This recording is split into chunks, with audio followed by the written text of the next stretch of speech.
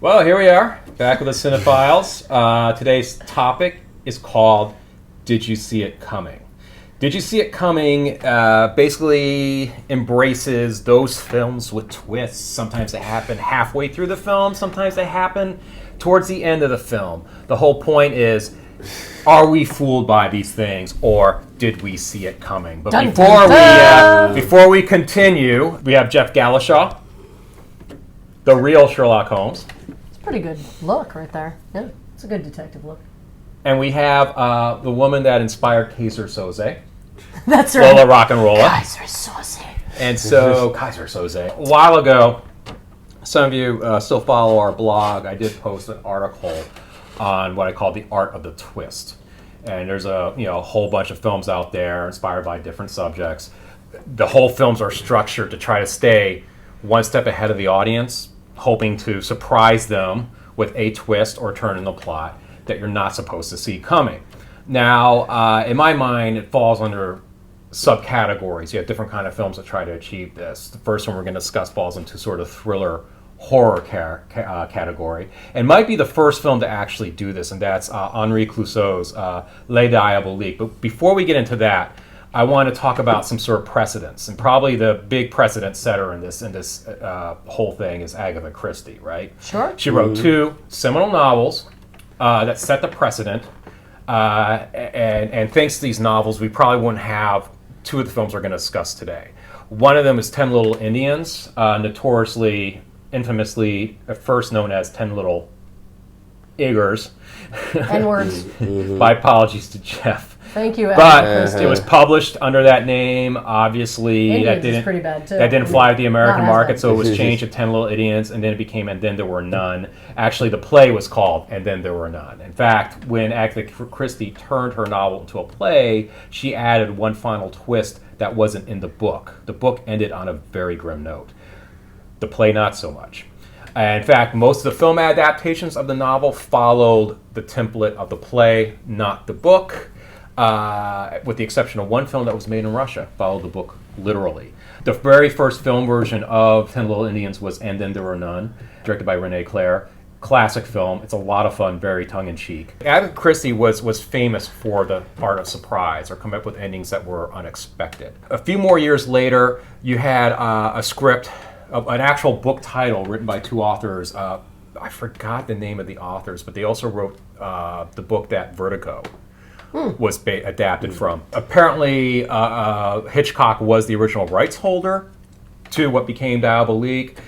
He sold the rights to Henri Clouzot, the French director, and was mad about it ever since. Les Diaboliques, a classic horror thriller, in a sense that there's a lot of emphasis on atmosphere and spooky creepiness and stuff like that. Yes, it's a lot of creeping around hallways and things. That's right. It started the whole thing about, people, a couple of people getting together, plotting murder or what have you, to benefit off of something, an inheritance or insurance policy. But then there's a twist. It's not what you think it is. Now, this isn't the same thing as, say, other, like the noirs of the period are doing that kind of thing. Like Postman Always, rings twice and stuff like that. Double Indemnity. No, this was intention to try to stay a step ahead of the audience, and it's the first really effective twist ending, because most films up to that time, if they had twist endings, usually it was the whole cliche, it was all a dream. right. This one, no. In fact, the first time I saw this, I did not see it coming. It shocked the hell out of me. However, there is a problem with this kind of film. And it really is up to the director and screenwriter to really pull it off so you don't notice it. But a lot of the twists and surprises that happen in this film really depends on a serious suspension of disbelief on the audience part that a certain character or characters are willing to go through extreme physical discomfort in order to pull off what's supposed to be the big scheme, the con, whatever it is, in order for you to accept that twist. And Les Diaboliques sort of has that problem in the writing. However, it's so effectively directed, it doesn't really matter. Yeah, it's beautiful. So what do you guys think of Diabolique? He hated it. Look at his face. I didn't hate it. I did not say that. The problem, what's my usual problem with most movies? Boredom? No. I saw the remake. Oh, you saw the remake? first. Actually, there were two remakes. I saw the Sharon Stone, Chaz Palminteri, Isabella Gianni version. I didn't actually see it in a theater. It was more on cable, and I watched the second half. So I saw that before I ever saw. So you knew the twist. There was no twist for you. So when I saw the film, I already knew how the ending would go. I mean, like you said, it's great atmosphere. That's the one good thing I can say about the film. The remake does a slightly different spin on the twist than the original. Like, doesn't Isabella? I haven't seen the Sharon Stone one in a while, but doesn't Isabella? Okay. By the way, folks, this show's gonna be rife with spoilers. Okay. If there's a spoiler, if there's a show that's gonna require spoilers, this is the one that's gonna be it. So we'll mention the films we're gonna discuss. We're discussing Sleuth. We're discussing Les Diaboliques, which we're discussing right now. We're going to be discussing The Sixth Sense. We're going to be discussing The Sting. And we're going to be discussing The Usual Suspects. You've all right? seen all these movies. So now you know what films we're going to some discuss. Go and see them if you want, then come back, because we're going to spoil the motherfucking bejesus out of these films, because we have to in order to have this discussion. Okay? Okay. So you've been warned. Now, let's get back to what you were saying. Now, didn't Isabella Gianni and Sharon Stone star in a remake? Yes. Doesn't Isabella Gianni turn out to survive at the end? Yes, in this version, but in the original she didn't. No, she didn't, and there's that. But they do have that little mystery with the little boy in the original, obviously. Otherwise, it follows it pretty faithfully. Other than that, that's the only real difference. And, of course, the sex of the detective. Right, it changes Kathy Bates in this one. Yeah. Charles Vanel played a detective in the original one. The great Charles Vanel, who did a lot of work with Clouseau. He was in another great role in Wages of Fear, where he played an entirely different kind of character. One of the main characters trying to drive the trucks on nitroglycerin. On top of that, Wages of Fear also had Vera Clouseau, Henri Clouseau's wife, and a bit of his muse, who only did 3 films and died of a heart attack at a very young age, ironically. Just like the character. Just like her character does in Les Diaboliques. Now, my question is, wasn't the detective character kind of spun off later into, like, the American series Columbo? Or did they kind of base? They might have been somewhat inspired by that, but it wasn't like a direct spin. Oh, okay. I don't. At least I don't think so. Not to my knowledge. Okay. Simone Signoret, who is very good. She plays the Sharon Stone, what's now known as Sharon Stone's part. Vera Clouseau played what is now known as the Isabella Gianni part. Simone Signoret would later star in a film called Games, starring James Caan and Catherine Ross. Right. That was a homage, a late 1960s homage to Diabolique. And it's a really cool film. It's pretty clever, although you probably will see the twist coming if you've seen enough of these films. But I think, though, obviously the original is way better than the remake. It's just a much better directed film. Yeah, but I think I might have enjoyed it more, probably, had I not known the ending previously. I mean, you could still enjoy it knowing the ending, but I think it makes a greater impact if you don't necessarily know the ending, because it's sort of like what you were saying. Like, you can kind of tell sometimes where a story is going, but then this whole reason that keeps you watching is, but how did they get to that point? Right. So that's also another aspect of which some of these films have that. Well, but that's why they had the whole shtick, don't give out the ending, which again, Hitchcock did with Psycho. Like, you can't get in late, don't give out the ending, that whole thing, so the twist will mean. And it's you can make a good argument that without Diabolique, that wouldn't have given Hitchcock the opportunity to do something like Psycho. Oh, he never would have made that Psycho. Production was fraught with problems. Oh, he made Psycho because of this film. Right, he made Psycho with his own money. Yeah, he did, because no one would fund it, because it was really, disgusting to everyone back then. Right. But he showed them, didn't he? He did. He certainly did. It became his most he made commercially it for, successful and he film made it ever. for like under $900,000 with his. And he made it with the crew he used from the TV show. Right. But getting back to Les Diaboliques, I think that now we get into spoiler territory. Paul Maurice, who plays the headmaster of the school, the sadistic headmaster. Simone Signoret is his one of the teachers and a mistress. Vera Clouseau is his wife. Vera Clouseau has a very weak heart. She and Simone Signoret kind of team up and befriend each other in like girl power ways, where they both see that this abusive headmaster person. is abusive and a fucking douchebag. Let's do something about this, and fiscally gain at the same time. Mm-hmm. So they plan the perfect murder, right? They get him drunk, they drown him in a tub, they put him in a basket, they bring him back to the old school, and they dump him into the pool, because the idea is, he got drunk, tripped, and fell into the pool that hasn't been cleaned in years, and therefore no one's going to discover the body until too late. Right. Mm-hmm. Now, this is the thing. The twist is, spoiler, the plot is actually against Vera Clouseau, not against the husband. The husband has teamed up with the mistress, so that could scare her to the point where she would have a heart attack. Yep. And they could like inherit her money because she's the reason why the school exists. It's based on her money, right? Mm-hmm. So you have to accept that this guy was willing to pretend he got drowned in the bathtub, that these girls could pick up his body, put him in a basket, that he would ride in this basket for this entire journey back to the school, and be willing to have himself dumped in this pool and stay down there for I don't know how long. Right. Until they didn't notice anymore, and then he could get out, clean himself off, and then do all those mysterious. But, however, as ludicrous as that plot is, it is so well done. Yeah, and it's shot beautifully. It's so creepy. The and little good. kid who keeps getting scolded for what they think is lies, and you're not sure if the kid is lying. Right. Right, the little the first initial image when they see the teacher in a photograph in the window when they thought he was dead. All that stuff is just classic. Yep. Inspired a rather famous cult slasher film from the 80s, House and Sorority Roll. Oh yeah, that was good. Took some beats from Diabolique. While we're talking about improbabilities, I would just like to mention a film that I think it has the worst twist of all times, and I can't believe that anyone liked it, and it has like 10 sequels. Saw.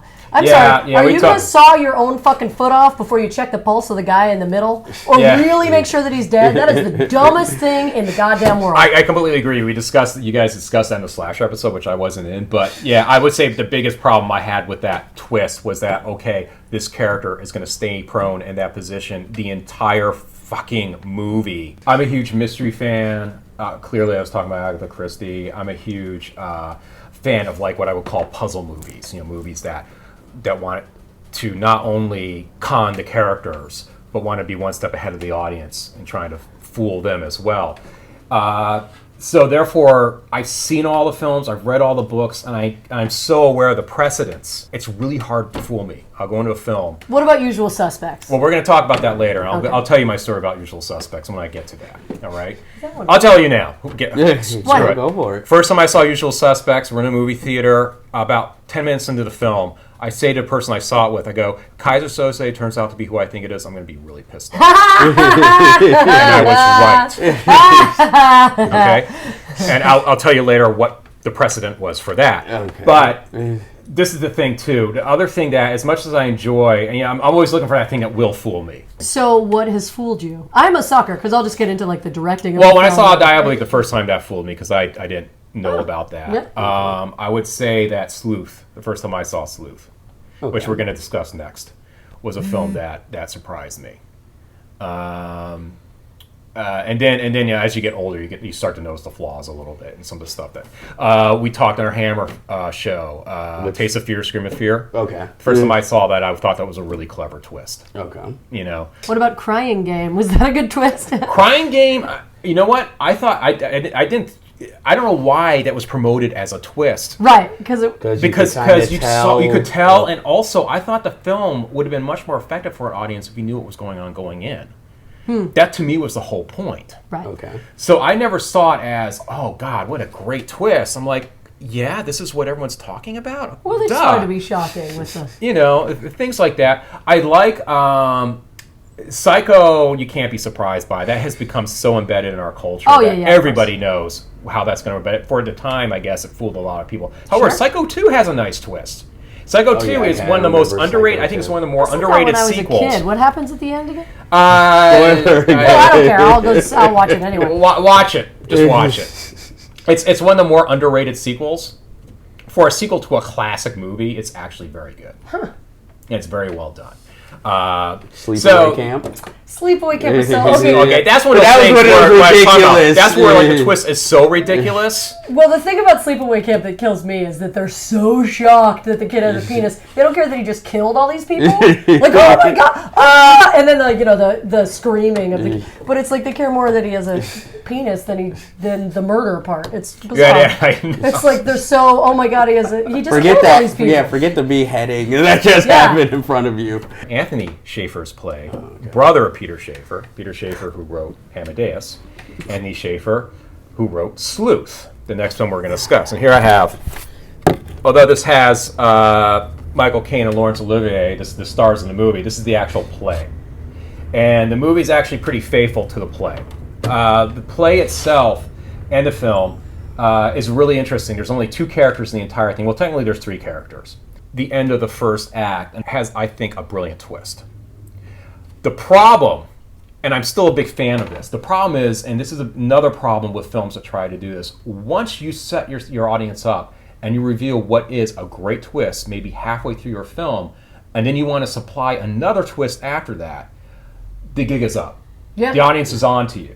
So you can't come up with anything that's going to make up for that first twist. That's going to better that first twist. So that's the only issue I have with the original Sleuth. Also, you have to accept something which we'll get into in a second. But let's talk about the film. Have you seen Sleuth? I actually have not seen Sleuth. You have I not tried to seen find Sleuth. it, but I couldn't. Neither have I. Yeah. You haven't? So Okay. he's All going right. to talk to you about Let Sleuth. us well, I think one, the movie's very well acted. Michael Caine, Laurence Olivier, they're fantastic together.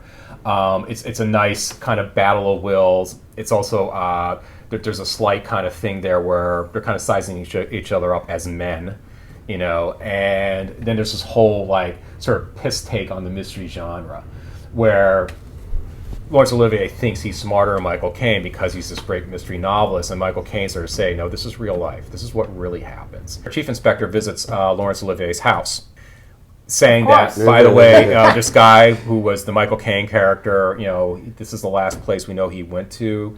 He's been missing ever since.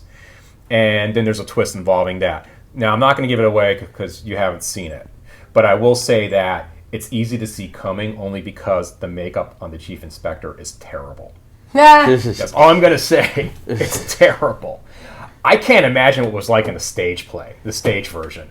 But still, the idea behind it's actually really clever and really cool. And it has like a nice wind up towards the end. But what makes Sleuth sort of a superior example of this genre is that it really is a good character piece. It's a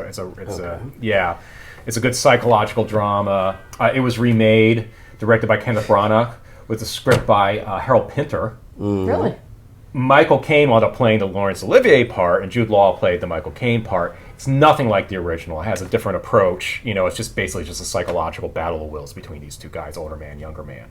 So since you guys haven't seen it, I'm going to continue on. They wouldn't see my saint movie. It was hard to find. Oh my goodness. So that takes care of the mystery genre. So let's go into another sort of subgenre that tries to, you know, outwit the audience while the characters are trying to outwit themselves. The con artist movie. Oh, yeah. Right? Yay. Plenty of con artist movies out there. The most famous one we're going to discuss is The Sting. Yep. Yeah. But I would say what might have set the precedent for the Sting is there was a film that came out in the 50s starring Henry Fonda and Joanne Woodward called A Big Hand for the Little Lady. Now, A Big Hand for the Little Lady is a Western. It's what I call like a cute, quaint Western. Okay? And it deals with a poker match. This town has this like famous poker match, right? And Henry Fonda and his wife, Joanne Woodward, and they have kids and stuff like that. They wander into this town. They're just trying to make do with themselves and like settle down on a farm somewhere. But Henry Fonda has this past where he had a gambling problem. And he finds out about this big poker game and naively enters it and keeps losing his shirt every single time. And Joanne Woodward keeps trying to bail him out. Mm-hmm. You know, all that stuff. Stop me if you heard this one before. If you're aware of this kind of film, you probably already know what the big surprise and reveal is just by that description alone. But that was the, for me, that's the first sort of con artist, you know, kind of film or film that features con artists that tries to it's not only about, you know, conning people, but it's like about the director or writers trying to con the audience. So the Sting is, what was it, like it won Oscar for Best Picture. Yeah. It won a bunch of Oscars. George Roy Hill. Best director. Yeah, Best phenomenal original director. Soundtrack. Yeah, it won a bunch of stuff. Very well done. I'm a big fan of the Sting. Mm-hmm. Yes. I Huge fan of the Sting. Great cast. Oh, yes. Besides Paul Newman, Robert Redford, you've got Charles Durning. You know? You've got the great Robert Shaw. Robert Oh, Shaw. he's amazing. He's so cool. Who is the bad guy of the piece. This is whom they're going to do this big con on. Now, Eileen Brennan, who I never felt was an attractive woman, is somehow sexy in this.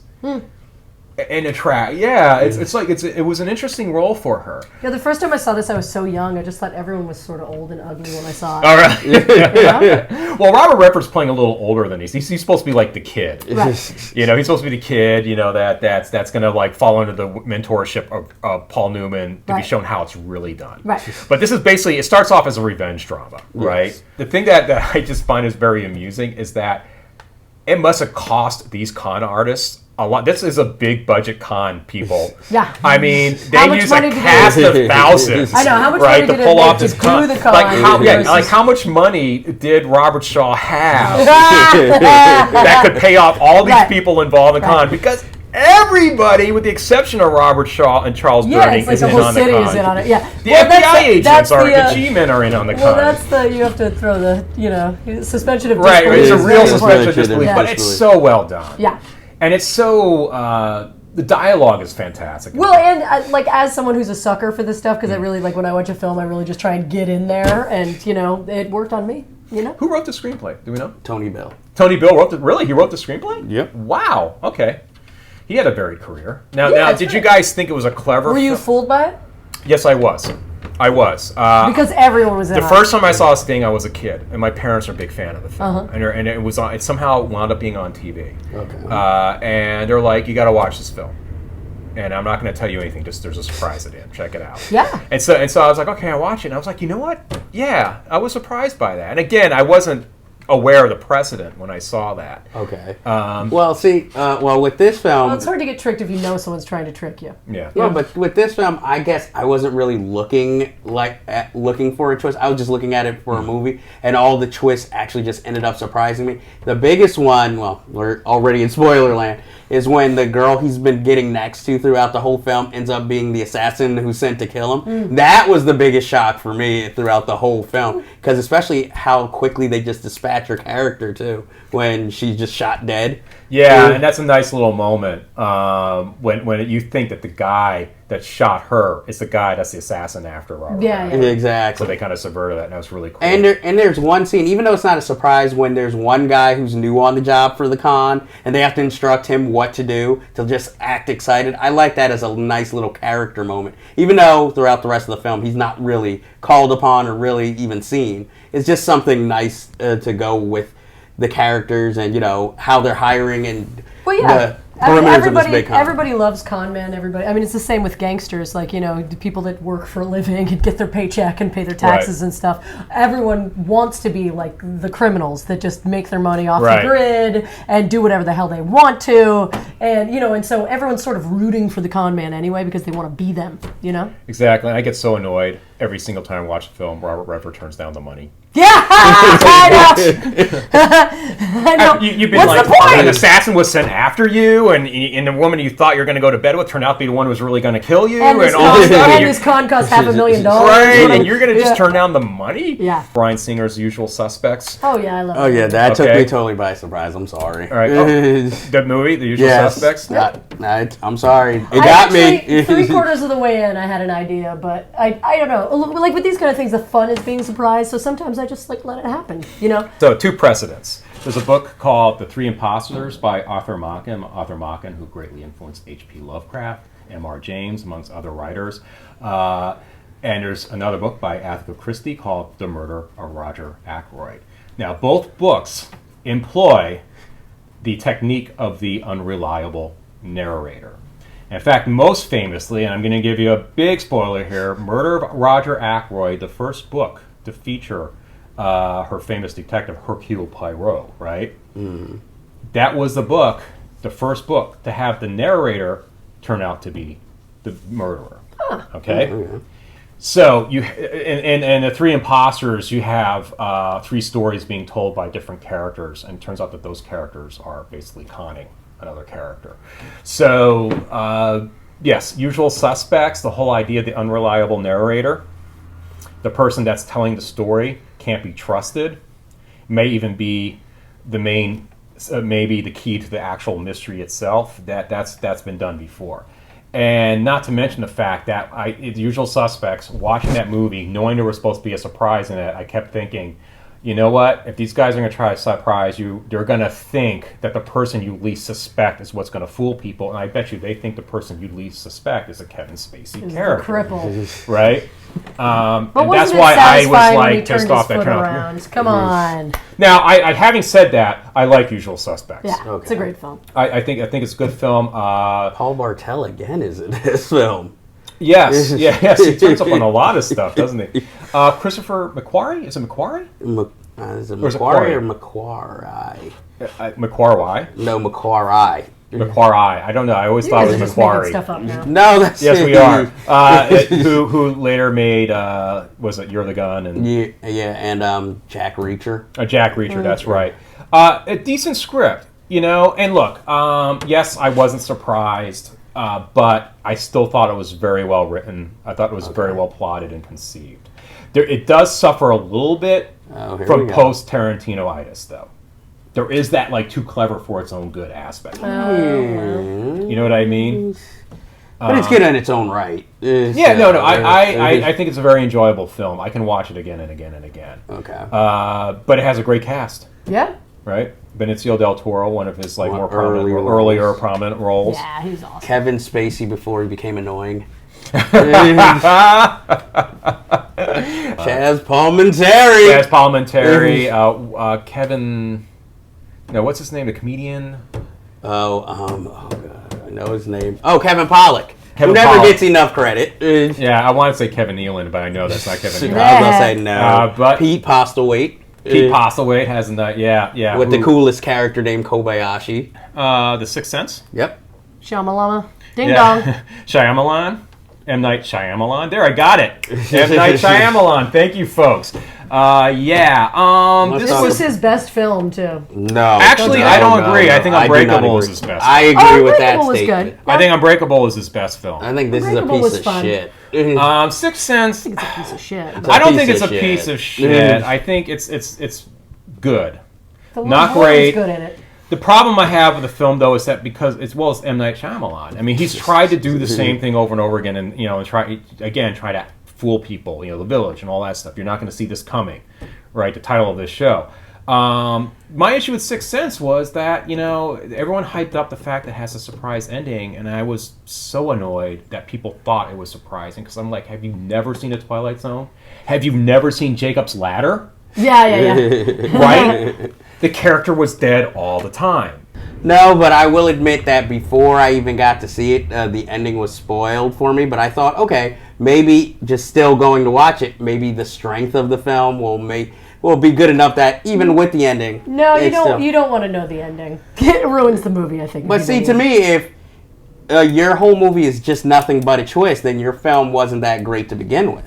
And that's how I feel about this film. Well, I mean, I mentioned Jacob's Ladder. The actual precedent was a film that's considered somewhat an influence on the original Night of the Living Dead, Carnival of Souls. Oh yeah. Okay. Early 1960s black and white film where a whole character experiences a car crash and she finds herself in a surreal environment where she's being chased by dead people and shit like that. And it turns out that no, it's because she's dead and she doesn't know it, kind of thing. Spoiler again. I should say spoiler before I spoil things, but there you go. Everyone's seen this movie. Right, but the Hopefully. thing is Everyone, if you that haven't, you know the Sixth ending. Sense. I mean, I don't think it's a bad film. No, I'm I just sorry. think that it's it's one of those films that you're right. It's not really effective.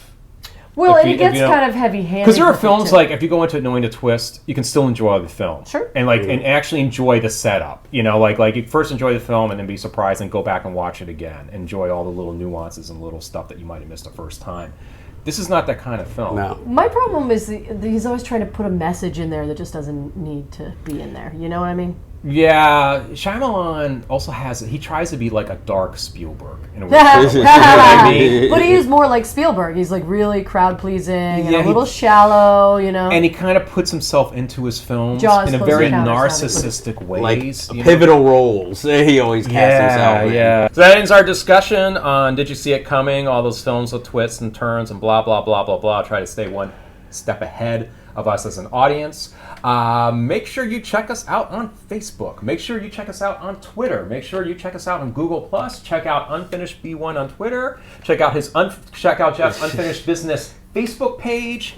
Check out the blog at CineFilesTV.blogspot.com. And we all have individual Twitter accounts. We all have individual Facebook accounts.